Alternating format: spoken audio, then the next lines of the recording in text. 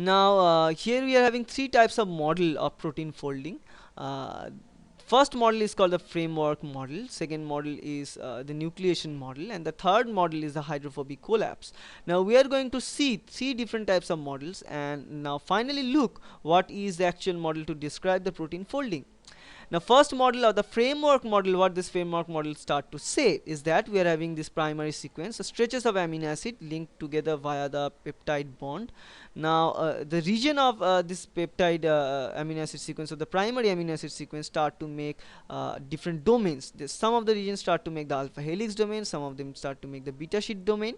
Now making different domains, then what they do, they interact, those domains start to interact with each other. This alpha helix, beta sheets and alpha helix, all these things are starting to interact with each other to make the desired protein structure, to make the stabilized, most stabilized protein structure. So what is happening, they actually diffuse until they coil. So they make this regional secondary structure, and this regional secondary structure start to diffuse and finally make the coil structure. Okay.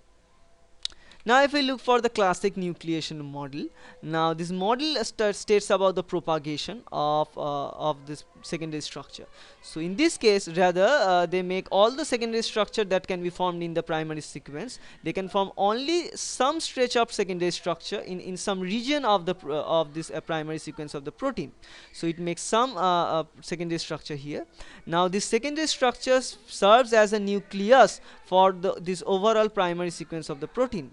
Now it acts as nucleus, and all the other strands, all the other sequence of amino acids start to accommodate onto this nucleus to finally make the coiled or actual three-dimensional structure of the protein. Okay, so this is called the propagation, because we start to make a nucleus, which is the starting point of the protein. Then we are arranging other amino acid sequences to the nucleus to make the strong and stabilized structure of the protein. And the third model is called the hydrophobic collapse model. And according to this hydrophobic collapse model, what is said is that there are regions in these amino acid stretches of sequences. There are hydrophobic amino acid there. Those hydrophobic amino acids start to interact with each other, because these hydrophobic interactions are really important inside the protein. So this hydrophobic interaction, so let me tell you what is a hydrophobic interaction.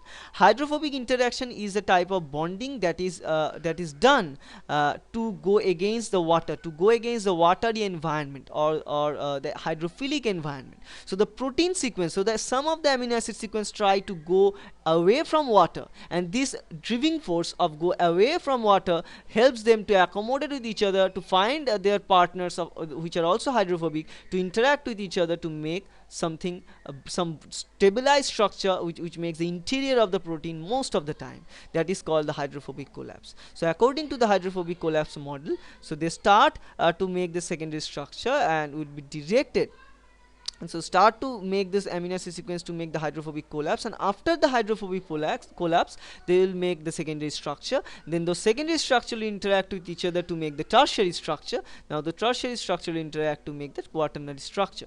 So these are the three different types of models that will explain how a protein is folding. Now I am going to tell you the classic mantra for protein folding, and that is that it is unlikely that there is a single mechanism for protein folding. So there is no single mechanism that can explain the protein folding. No single mechanism is there. So we can incorporate, we have to incorporate all these different types of mechanisms to describe how a protein is folded properly, because this is also, this is again is undescribed process.